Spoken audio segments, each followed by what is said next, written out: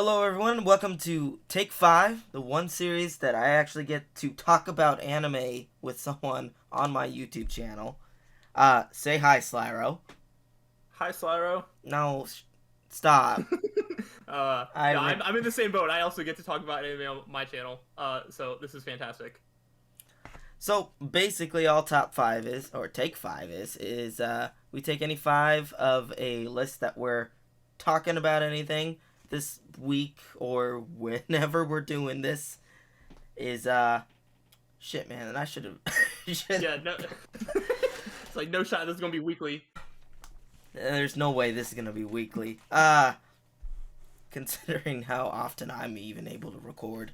But yeah, we just take whatever 5 of we're talking about. This week is our top 5 favorite anime. And, it's just a casual talk with me and Sly to enjoy anime that we may or may not get to talk about otherwise. Yeah, we have an idea to do a lot of different anime lists, and I personally feel that it will make the most sense if people watching this video know sort of where our anime tastes lie with our favorites, so you can get a general idea of the sort of stuff that we like and the sort of stuff that we may talk about moving forward. Who knows? Nothing but hentai, please. Okay, well, that's where we differ, but Alright, here we go. Number 5, Bible Black. There you go. No. I'm assuming you know what that is. I've heard of it. Ah, gross. I think I've only heard of it from you. For me, when have I ever mentioned Bible Black? It's been brought up. Oh, Brought no. up. Oh, maybe it's not. I don't know. I don't think so. I don't think I've ever mentioned it. Oh, well. Alright, well, since you're the guest right now, since I invited you to do this list, I want you to do your number 5 first. Cool. All right.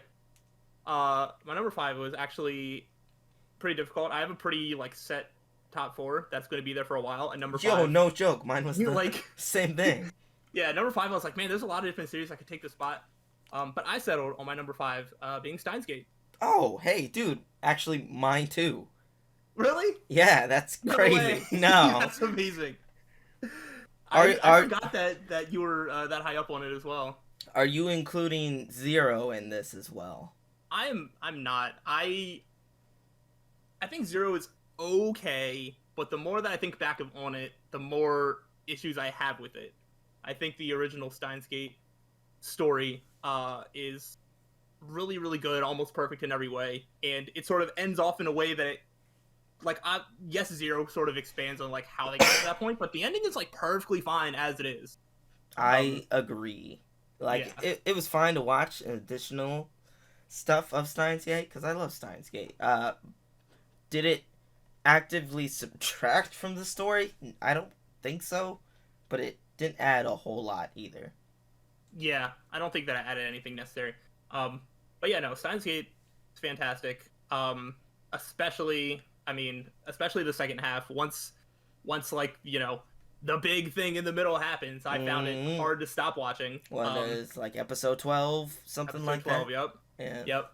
But even before and after that, there was just a lot of good twists. I'm always a sucker for a good time travel plot, but time travel is so easy to mess up, and I feel like Steins Gate did about as good as you can ask for. No time travel plot is ever going to be perfect. Well, yeah. But I think Steins Gate is it's pretty consistent with its own rules. Well, it's also really cool because they incorporate real life potential time travelers in the story. There was the reference to, what was his name? The guy who posted on a message board that he was from 2045 and he came from the past. And the John Tito or whatever. Yeah, yes. Yeah, it's an actual real life thing that I thought was really freaking cool and had heard about before. Yeah. I just think it ties itself well all together. I think the characters are good and believable. You understand what they're about and what they're going for. Even though some of them might not, or might be a little bit more than what they bring to the surface. There might be more to them. So that's just part of all the good twists. I agree. Yeah. Let's talk about that opening, man. Oh, the opening's so good. It's a banger. It's one of the best openings. I had it in my top 10 when we did our list. I think it was in mine too. I'd probably have to redo that entire list because my music taste changed like all the time. But yeah, no, Hacking to the Gate is consistently up there. It's one of the best for me. Um, yeah, I also love the main character. I mean, Okabe is someone that I found pretty easy to root for. You mean Um, Hyoin Kyoma? yeah, yeah. I I was kind of actually put off a bit. I was like, all right, this is a little bit too over the top. But as the story kind of goes on and that sort of facade starts to drop a little bit, and you sort of understand where that comes from, um, I really admired like how they dealt with that and how that was all handled. I thought it was fantastic. Yeah, he can come off as a little insufferable for the first like half. That's just kind of how he is, but he definitely becomes a little bit more grounded once the big thing comes. And I don't necessarily know how much people care about spoilers about it, but if you haven't seen Steins Gate, damn it, man. If you haven't seen Okay. Steins Gate, you should definitely watch it because it's like one of the highest rated anime of all time. Yeah, but I mean, just in general, it's very good. All right, Alrighty. all right. So do we want to just jump on to the next one? Any other closing thoughts? Mmm. Doo-doo-doo. That's it. Doo-doo-doo. There you go. Yeah, I love Mayuri. She alright. So great. She alright, She was probably like my favorite character, despite the fact that she doesn't really have that much depth. That's all she character-wise. does.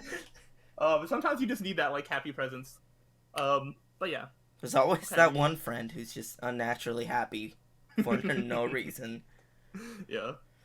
Alright, well, I guess I'll start number 4. And You want to do 4? Yeah, I'll start Okay. number 4. Considering I made you do 5. Yeah. This is going to be a bit of a shocker. Because I actually didn't think I would have it this high.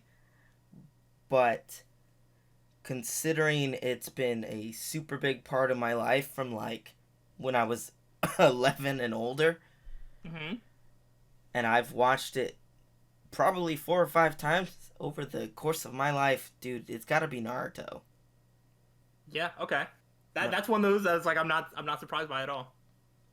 Like back in the day, back when the big 3 came out, there was Bleach, there was One Piece, there was friggin' Naruto.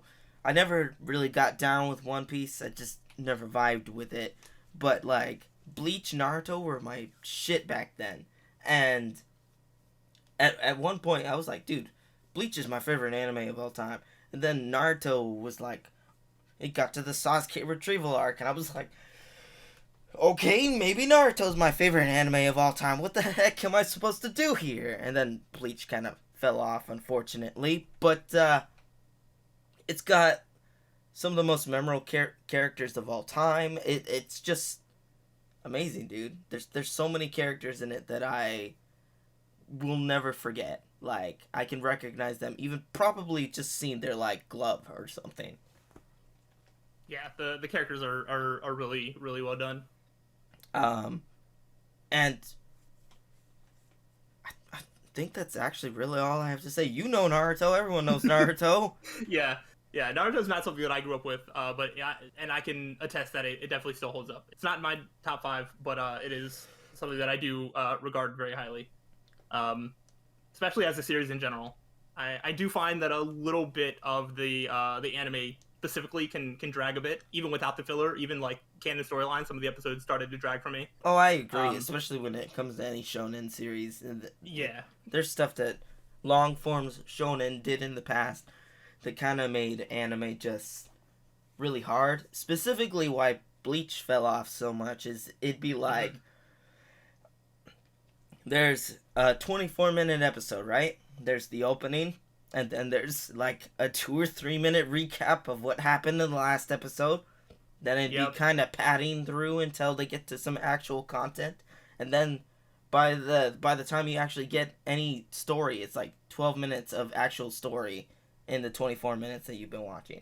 yeah, that definitely happens a lot. That's not That's just a unique to like shonen just like thing. one. Yeah. Yeah, because I was gonna say like Black Clover had like the same issue for me.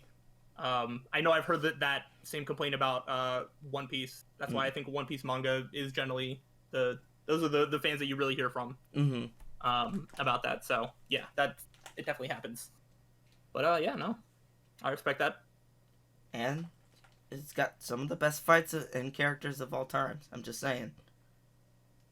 Just saying. Yeah, All yeah. right, go ahead, boy. Let me hear number 4. All right, number 4. Yeah, since we're obviously not matching, my number 4 is Assassination Classroom. I knew it. Of course, I dude, knew it'd be here. Of course, dude. I love Assassination Classroom.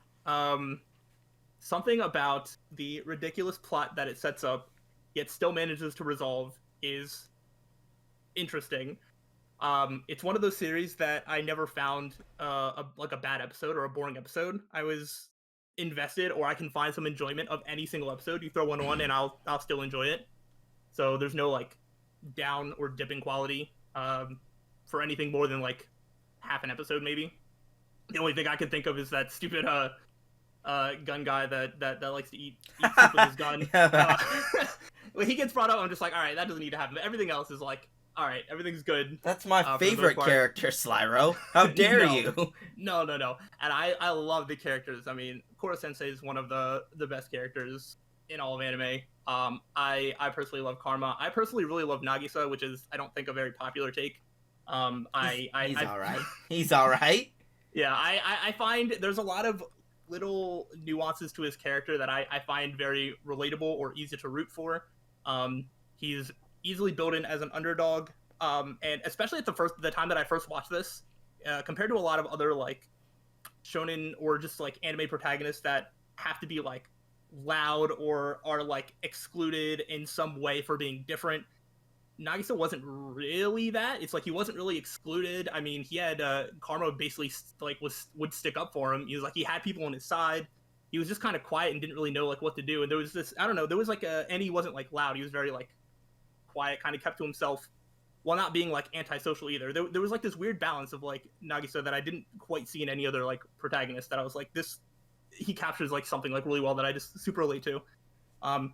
As well as his journey to just figure out like what he wants to do in life, and his sort of not, you know, like he found like he was content just sort of being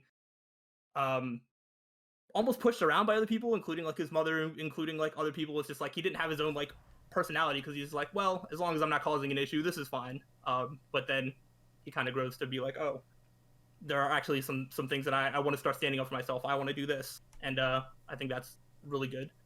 But also, I mean, besides that, the humor is amazing.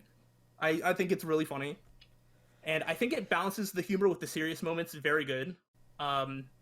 It has my favorite ending of all time, so there's that. And I find the series to be incredibly rewatchable as well. People complain about like the minor characters that are basically all there and don't do anything, but it's actually kind of fun to look and see if you can sort of make out like what stories are being told behind the scenes with some minor character that maybe you didn't pay attention to the first time, which I think is also pretty cool. So I don't know. I always have a special place in my heart for Assassination Classroom. Dude. Yeah. The teacher. Is the best. teacher. Yeah, I know which one. Starts with a B. Oh, really? I was thinking about Kurasuma. I don't know. Sorry, I watched the dub, so it actually starts with a P because it's Professor Bitch. Oh, is it? Instead of Bitch. Oh my god. I'll probably get so much flack that I watched the dub not once but twice. I still haven't actually seen the sub. Come on, which is so funny. I mean, I sub for everything else. Actually, no, I didn't see the sub for Steins Gate either. Wow. Really? I mean, I actually I watched the dub. I watched both. I watched the dub and sub for that. Just That's fair. I didn't finish the dub, but I started off at like episode 12 in dub. Yeah, that's fair. No, both of them, when I first watched them, I was still very much into, if it's available dub, I'm only watching dub. I'm not quite the same anymore, because as is the trajectory of like most anime fans, you start watching series that are only available in sub, and from there you never go back, really. Yeah. I mean, that's just the way of life, man. Yep. or you gotta wait like a year or two until it comes out, and unless it's popular enough, then it gets like simulcast. But Yeah, but even that, sometimes they get delayed, and yeah, or you never know, or yeah, it's just it's so much easier once you start watching in Japanese. It's just like, all right, well now I can just do this because if it's out, like it's always going to be like out. anytime it's on Netflix, you're boned. Yeah, yeah, that does happen, but it's all right. All All right, well I don't right. have anything more to say, so I mean, I said that, I was expecting Assassination Classroom a little higher, so I'm surprised. that said, my top four is like it's locked in. There is a separation between 4 and 5, but yeah. All right. Well, you're gonna be doing number 3, Mr. Boy. So let's hear it. Hmm. Get to Okay, I talk for almost wish another that you 10. would do number three first because I think my three might be your two. Really? Um, I do Really? think so. Yeah. So we can switch it last minute if you want, or I could just go ahead and start talking about it. Ooh. I don't know, man. Do you want to say them both at the same time? Uh, I, sure. And I think you should say your three first. All right. Well, it used to be my number 1, and then it was overtaken, and then that number 1 was overtaken. Oh. So my number 3 is Code Geass. Oh, just kidding. Mine's Code Geass. What? Hey, what the heck? I really thought that was gonna be your two. Dude. Whoa. Okay. All right. Well. All right. Well, then I guess I can talk if you want me to talk more. Well, we can both talk, man. Yo, that's amazing. I had think the same thing. So Code Geass was I'll get to it when I get to my number 2, but my Code Geass was number 1 for me for a long time as well. Mm-hmm. And then it got bumped down to number 2, and then it switched between 2 and 3 for a long time, and only recently it's gone back down to 3. So this is where it's at now, but it does keep moving between like 2 and 3. So similar journey. Code Geass is one of the earlier animes that I ever watched, and it is actually the series that I've seen the most amount of times from start to finish. It was actually the only series that I started in dub with, and then was like, oh, the dub's better than the sub for me. I think I agree. So I watched it in dub twice, but then my most recent viewing of it, I watched it in sub. And I think both are good. So I mean, you got Ichigo's voice actor as Lelouch, man. yeah, I gotta say, and Lelouch, I think Lelouch is good in both dub and sub, but I think the dub is really like it's iconic for me.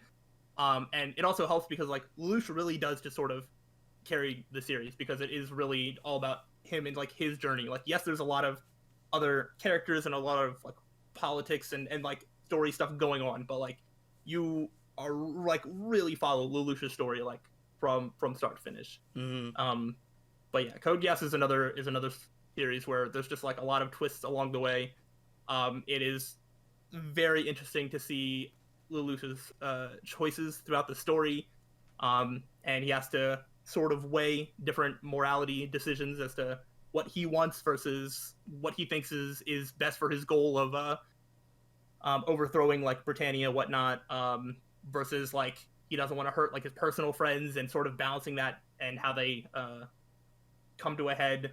I think the idea, I know people rag on Suzaku as a character. I think the idea behind Lelouch versus like Suzaku is very interesting. I think it could be done better, but I do think it's done well enough where the point gets across well enough that I still like the inherent thing behind that. Well, see, they're exact opposites, kind of working towards the same Z goal, you know? Mm-hmm. And then they both kind of become hypocritical towards the end, like, yeah, especially Suzaku. Not as much Lelouch, because I think he kind of always was planning for everything. Yeah, I feel like he was sort of forced into that spot, kind of by some of his own decision making, but he didn't know that at the time. Where like if everything had went his way, I think it was episode 19, the thing that everybody hates happened. If it was up to Lelouch, the series would have been over right then and there. He would have gotten his goal. Yeah, that didn't happen because he wanted to, but he had something terrible happen to him that he didn't mean to have happen, and he had to like own up and be like, well, what decision do I make from here, because this is not going to solve the problem. In fact, I just made it worse. Exactly. And then also just like the very end of R1, like season 1, like that decision that he makes of like with Suzaku is just like Suzaku's enemy, but like he doesn't want him to die, so it's just like he has to weigh that, and I feel like that's probably a decision that doesn't help speed things along either. So yeah, it's very interesting. I I mean, love Geass. yeah, he definitely could have just like if he was more ruthless in the beginning, he probably could have just ended it without bothering all.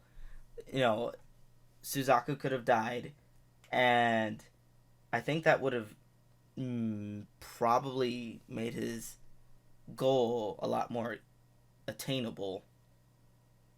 Mm-hmm. And hold on, I'm about to die. Don't die. Ah, Don't die. but Ugh. it's got super memorable moments. It's got characters that you love, and it's definitely got characters that people really hate. Nina. Yeah. Yep. Uh, a lot of people hate Rolo, but I thought he was all right. He's not the best. He was kind of weird. Didn't really Yeah. make sense a lot of the times. Yeah. Yeah. Sometimes the story takes like a little bit of creative Suspension liberty of with belief, yeah. yeah. But it's fine. And then obviously like the ending is really good. It It's one of my is up there favorite for one of my endings of all favorites time, dude. for sure. Um, and I haven't seen the last movie I haven't that's seen anything that's outside of like the main. alternate storyline or whatever. All I know is in the movie Shirley's alive at some point. I think they redo a lot of things. Yeah. I don't know how, but like I don't Well, even know if it's supposed to be canon or not. But no, I it's like an yeah alternate timeline or something like yeah that. But yeah. So it's like it's whatever. it's crazy, man. Can't believe you had the exact same reason why it got bumped down too. I was convinced that it was year two. I'm interested in what year two is because I know what year one is. What do you Unless they think? changed What it. do you think my one is?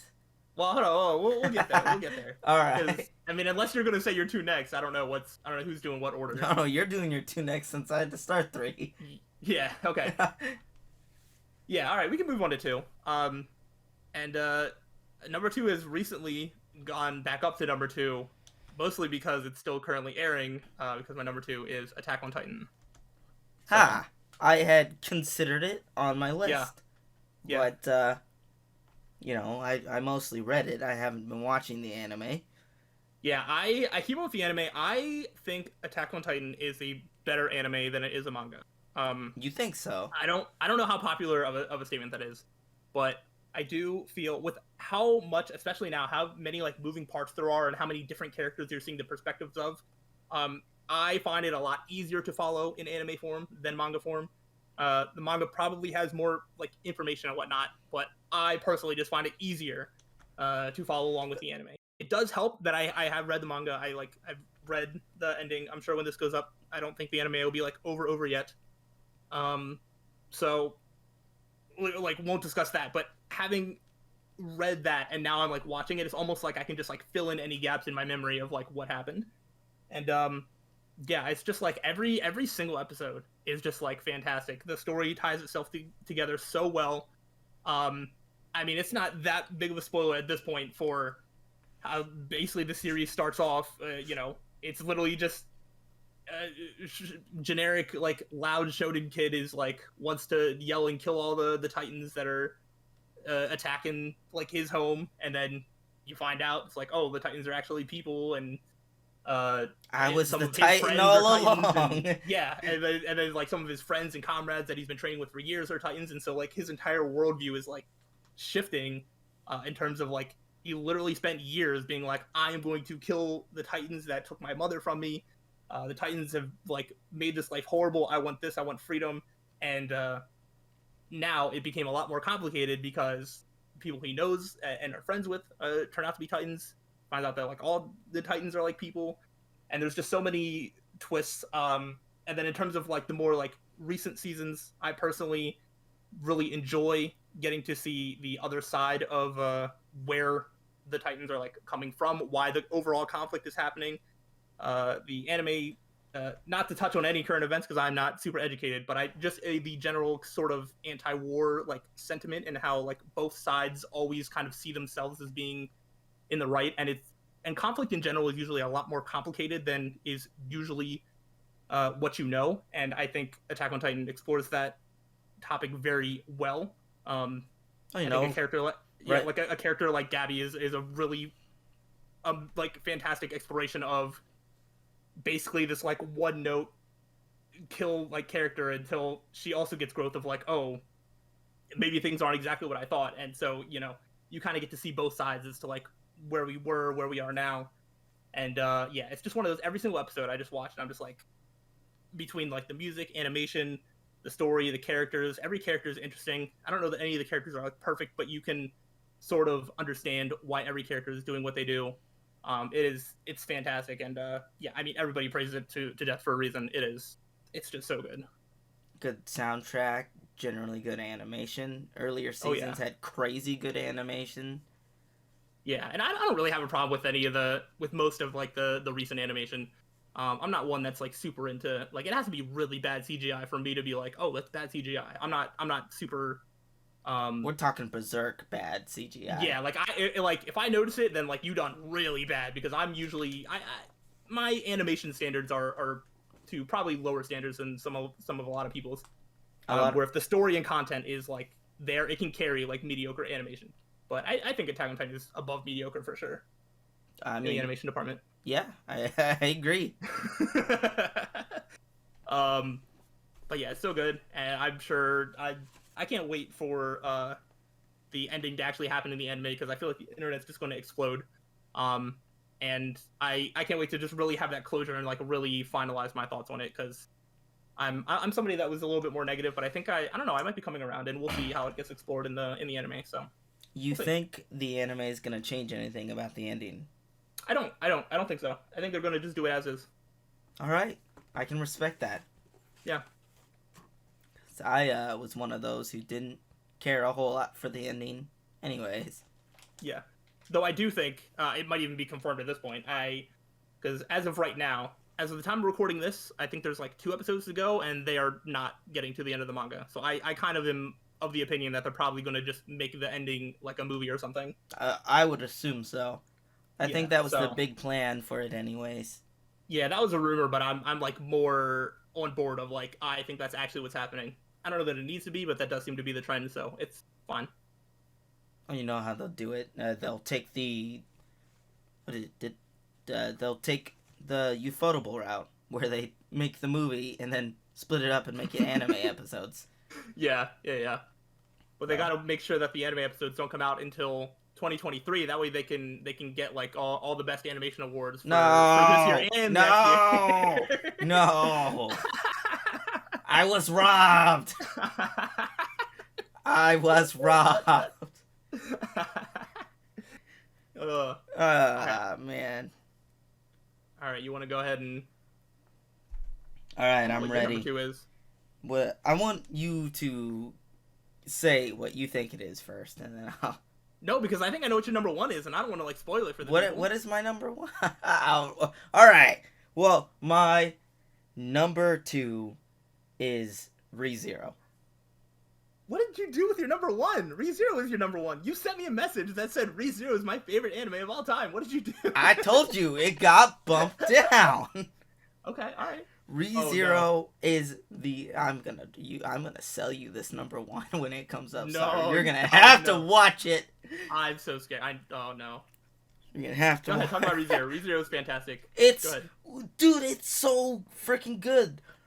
Yeah, people can complain about Subaru being a bad character in the beginning. You know, he sucks. He's not. He's an everyday guy who can't do anything, and in this fantastic world where no one uh no one around him is subpar at all. He's the only one who can't do anything on his own. Everyone else, uh, Amelia, Oswald, all these people are literal like one person armies that can take on like 45 different people all at once.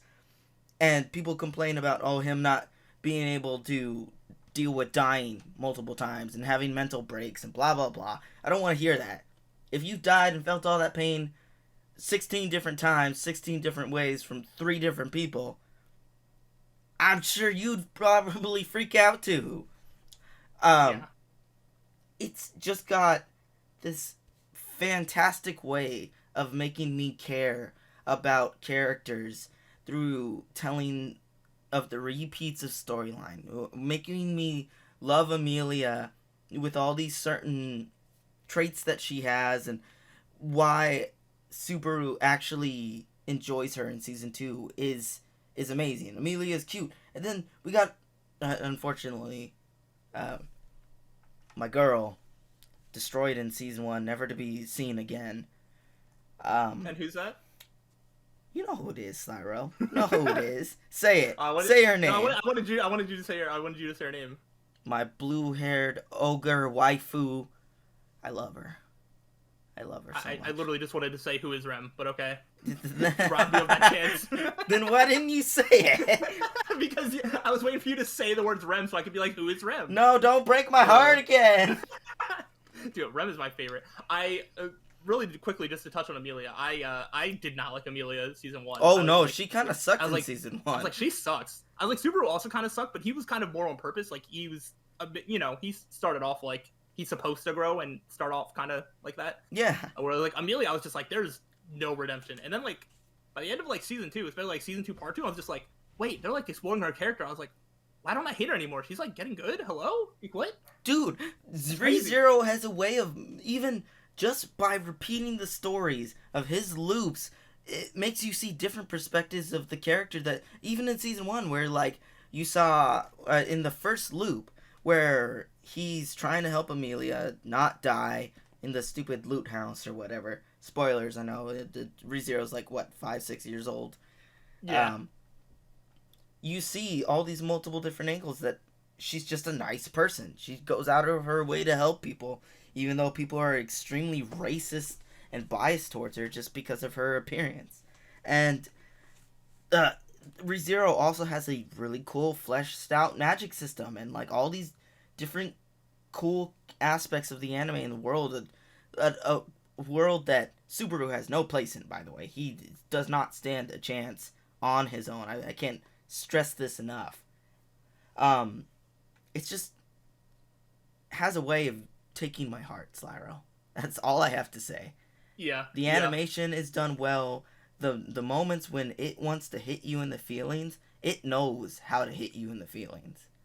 It knows how to make you care about Subaru. In season 2, when it showed his like past and everything, you just kind of care about it. Like, you just kind of relate to him. And 100%.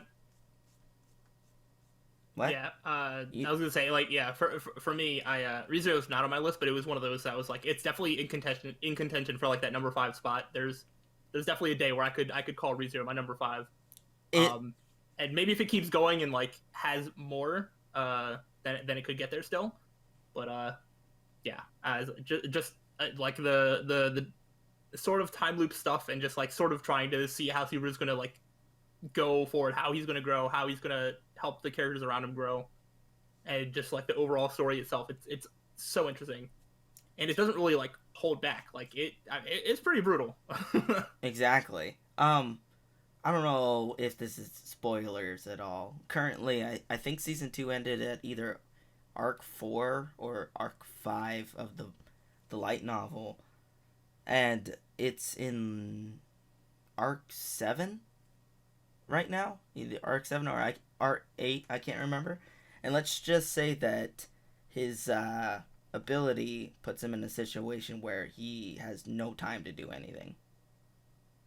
Nice. Yeah, I think I don't know too much, but I've heard that it only gets crazier from where it ended off. So hopefully there's more in the future, because I would love to watch it, because that's another one. Like I love the animation for a lot of the things that are done. I think ReZero is really well animated, and it clearly they put a lot of effort when they do it. So I'd love to see that animated. Dude, all I'm gonna say is that in that loop, he only has 10 seconds. Ooh. Nice. Interesting. Yeah, it's great stuff. Great stuff. Also, right. it made me like Beatrice somehow. Whoa, that's something, because I still don't like Beatrice. Well, she gets a lot more. I've read too much, but you know, Yeah. just separating from the anime, like I really started to lean towards her towards the end of season 2. It's crazy, man. Interesting. It's crazy. All right, let's hear yours, Mister. Probably, I bet I can guess it. My number 1. Yeah. I believe I've told you it before. Yeah. So do you remember? I think it's Hunter x Hunter. It is Hunter x Hunter. Hey. Yes. Which is crazy. That is the one. Like I said, between Code Geass and Attack on Titan, they were my number 1. And then it was a little over a year ago. I watched Hunter x Hunter for the first time, and yeah, by the time I got probably like halfway through the Chimera Ant arc, I was just like, this is it. I was like, I have not seen anything better. It's like almost 150 episodes of basically perfection. There was never a dull moment. Again, more than like, there might be some moments that were like 5 minutes of like, this isn't the best, but like there was no low points that lasted more than like half an episode. The pacing of the anime is fantastic. It doesn't drag on any of its fights. Every character feels important.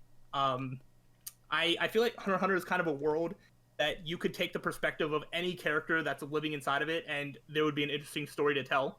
You happen to just be told Gon's story and Kurapika's story. They both sort of, Gon is the main protagonist, but there's definitely some times where Kurapika kind of takes over that role as well. And I like that. I like that every character feels like they can be important. I know they did this really early in the anime as well, where like as soon as you go to like the Hunter exam, so this is like episode 4, and they introduce like 20 characters. They're like, there's this character, making you think that all of them are going to be important, and then like half of them like don't even make it past the first round. It kind of sets up this thing of like, oh, only some of the things that we mentioned are going to be something you need to remember, which I think helps create a sense of like unpredictability, as you don't always know what's going to happen, which I really like. I really value just sort of unpredictability and being able to watch without just being able to predict everything pretty highly. I love the characters, Killua, Kurapika, Meruem. Like they're some of my favorite characters of all times. Yeah, I just all that, and also the soundtrack. Dude, the soundtrack of Hunter x Hunter is my favorite of all time as well. Like, it's so good. It's got some good stuff, man. Have you read any of the stuff afterwards? I read a little bit. I read the fight that happens afterwards. That's what I care about. And then I know bits and pieces. It's one of those that like I'll sometimes watch some like Hunter x Hunter's like content stuff on YouTube, and so like people like talk about stuff. I haven't like read through to like see the context of all of it, but also I don't think I'm gonna fall behind anytime soon because they're not really it's not coming out new chapters, so it's one like, every 3 years. Yeah, I was like it's been like 2-3 years, so it's like I'm not really in a hurry that I need to catch up because like it's not like I'm gonna fall behind. But yeah, Hunter x Hunter just hits on like every single aspect for me. I love it so much. All right, best waifu right now of Hunter x Hunter. Waifu? Yep, Hunter x Hunter. Yeah.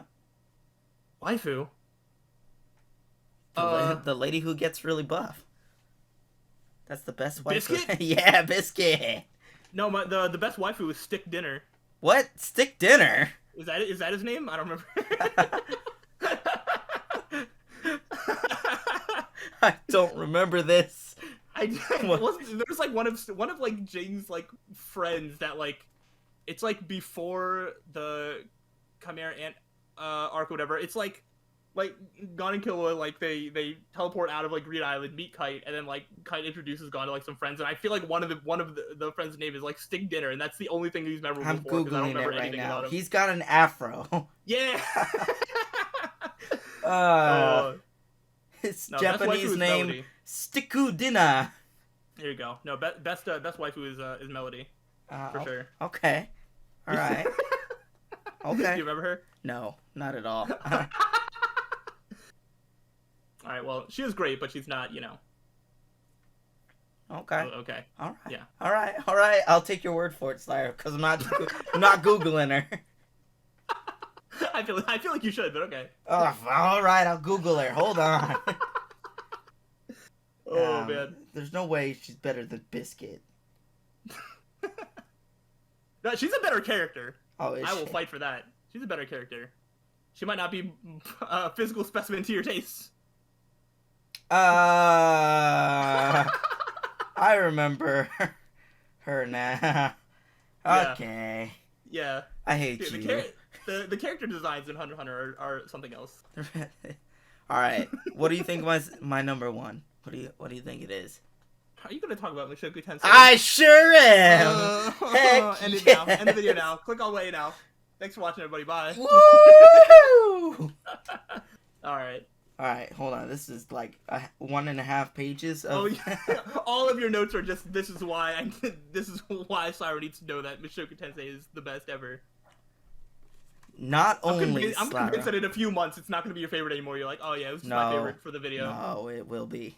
You're gonna be a fake fan. No, not only is it the most visually and audio appealing anime I have heard in a long time, the character depth and development in just this first 2 parts of season 1 is amazing. And I have never picked up a light novel so fast in my life, Sly. Yeah. It is crazy. The I think there's 24 volumes of the light novel. Wow. Not all of them are in English yet, so unfortunately they're still releasing and I have to wait to read them. But the anime ends at volume 7 or at volume ends at 6 and whatever 7 is where I started. Okay. But they put so much care and craft into this world building of what they should in isekai and actually make it a world that's interesting, that has all these crazy geopolitical problems, has random natural disasters. It has like some stuff that's not really appealing to most people. Yes, the main character is a bit of a perv, and I will address this now. That is one of his character flaws. He is very badly skewed on his opinions of women and how women should be treated because he is an otaku. He's a shut-in NEET who did nothing but look at really probably inappropriate porn his entire life and stay in his room his entire time because he was bullied so severely. But that's the beauty of Mushoku Tensei. Because it's not just, oh, you're going to go to this new world and all these problems are gone away from you. The story of Rudius becoming a better person is a slow burn throughout all this. Even after the end of season 1, he's still got his issues. He's still got his confidence issues. He's still, for the first, I want to say 3-4 episodes before his teacher comes in to help him learn magic, this is maybe 4 or 5 years of his life, Slyro. He doesn't take a step outside. Oh, wow. Because he's a NEET. The first 6 episodes, or maybe even more than that, is just him being a baby, going up until he's like 6 years old and starting to learn magic from a teacher. Because he ended up showing some aptitude for learning magic. And he's not your typical overpowered magical protagonist from any isekai. He actively trained his body to learn a form of casting magic that is literally so rare in the world that maybe 2 or 3 other people have ever done it. And voiceless casting. In this world, the magic system is so deep, Slyro. It goes from obviously beginner classes all the way up to god tier class of magic, where Rudius learns the beginner tier by just using the incantations.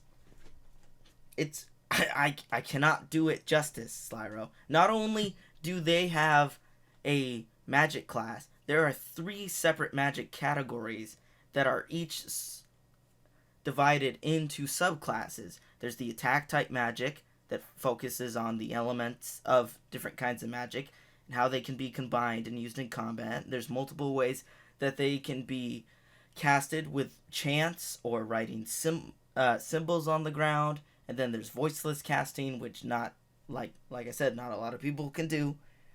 Um, they also have the other category, which is healing magic, which goes for stuff like just healing basic wounds, defensive spells, all this crazy stuff, and so, they don't even get into summoning magic in the first season. They mention it, but not only do they have a god tier magic system, they also have a system for sword play based on 3 different styles of sword play: the water god, the sword god, and the north god. Oh, wow. Not only the level of detail in their magic and fighting class, they also created 2 separate languages other than Japanese for the beast god tongue and the demon god tongue, which fans of Mushoku Tensei literally took from the anime and translated it into the alphabet, so you can translate it to English and read the books in Mushoku Tensei. That's crazy. It has an insane depth that, I don't even care if you say, oh, it's just an isekai. Dude, this is the way all isekai need to be done, with a very well-built and interesting world, with characters who develop and become good and not just stagnate from the beginning. Oh, I'm gonna go kill the Demon King, blah, blah, blah. Yeah. It's just ridiculous, man. Yes, there's some touchy subjects that are not the best. There's the younger kids dealing with urges and stuff. I'm not going to go too much into it. If you're put off by that stuff happens. It's just part of it. Can't really say much else. Yeah. I just heard it talk so highly about everybody. It's just like I don't know. I don't get it. I haven't seen it, but that's I can't really say much. I do believe that it's that there's a lot of heart put into it, which I do respect on that alone. If I'm not mistaken, the whole team that came together recently just formed this studio because they wanted to work on Mushoku Tensei.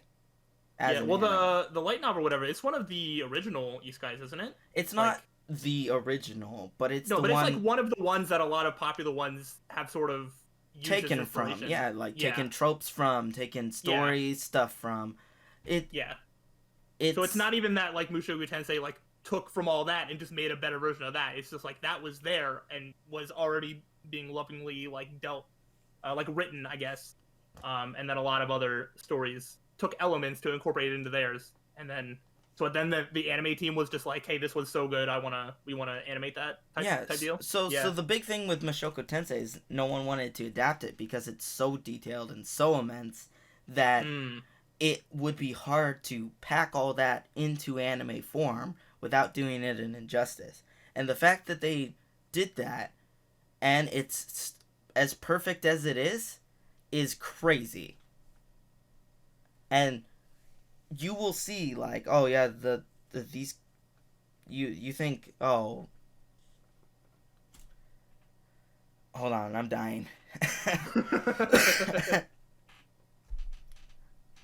Alright. Hopefully I'm not dying anymore. But if you are watching and you see an episode titled Turning Point, that's when you know crazy, the whole story is going to be flipped on its head. Nice. I love it. I mean, we'll see if I ever get around to it. I am surprised that it is #1 overall. That is crazy. It has swiftly taken over my life, dude. I'll say. I have bought every single light novel, and dude, they've got side light novel stories. They even have a story that continues after Mushoku Tensei, and one that takes place about the great human demon war that happened a millennia ago, before Mashoko Tensei even, like, the main character even existed. Because this world, originally, man, this world was, it's like a cube. It had 6 different sides. Each side had its own species and people, and they never interacted. And then the dragon people or whatever started doing crap, and it really is just, it's basically lore. Everything is lore. Mm-hmm. Everything about Mashoko Tensei builds off of itself. Nice. All right, now that I'm done, All right. go watch Mashoko Tensei. If you haven't been convinced already by like the dozens of other anime like content creators that say it's amazing, now you have one more that is convinced, that is trying to convince me and to convince anybody else that has not watched this. Do you have any honorable mentions that you wanted to? Yeah, I could talk about some of the ones. Like I said, ReZero was close to number 5. Fruits Basket was also very close to number 5 for me. I think there were a couple of pacing issues in parts of the second season, and the third season started to go really fast. That sort of holds it back, but I think Fruits Basket, in terms of characters alone for me, is one that I love, and the fact of how many good characters there are really helps it along. That at the end of each season of Fruits Basket, I had a different favorite character. My favorite character changed with each season of Fruits Basket. Oh, that's crazy. What the heck? So, like that does not happen, but like, yeah, I love the characters. That's probably the closest one. I guess like Death Note would come kind of close, but it wasn't in serious contention. That sort of just has everything I like about Code Geass, but it was like I watched Death Note like first, and then I watched Code Geass, and I was like, oh, this is like has a lot of these same elements that I like about that, but I just like it more. So, I wasn't really gonna bring that up. I don't think I'm missing anything else that would have like really pushed for number 5. I don't think it'd be number 5, but I do want to mention it. Ranking of Kings is fantastic. I don't know if I didn't want to include it. It's not done yet. I don't know how. It's got like, I don't know, 3 more episodes or something. Mm-hmm. But I did want to just mention it. If you look at the art style and you're put off by it, just you only need 2 episodes, and I'm 100% certain you will be hooked. Yeah, it's really good. I'm generally not even the biggest fan of just like fantasy anime or just like a fantasy setting, but something about Ranking of Kings just does it so well. I don't think it's ever going to push for top 5 for me. I think I'm sort of probably in that crowd. Like, there are people that will talk about Ranking of Kings as being like the best ever. I'm probably just like a tier below that, where it's like I think it's really good. I don't think it hits that special connection that will put it in like a top 5 or maybe even a top 10 for me. But I absolutely respect anybody that does. Personally, if I were to put it anywhere, it'd be in top 20 at most. Yeah, but we'll have to see how it plays out before I decide anything. Yeah, for sure. All right. Well, considering we're almost at an hour. Yeah, we talked for a good bit. Yeah. I think it's time we wrap it up, Sly. So, do you have anything you want to say before we go? No, this has been great. I can't wait to talk about more anime things and maybe other things as well moving forward. If anybody has like suggestions, we have plenty of ideas that we want to do. But if there's suggestions that people want to see, we welcome those as well. So. Yep. Next list is top 5 favorite hentai. So see you guys next time.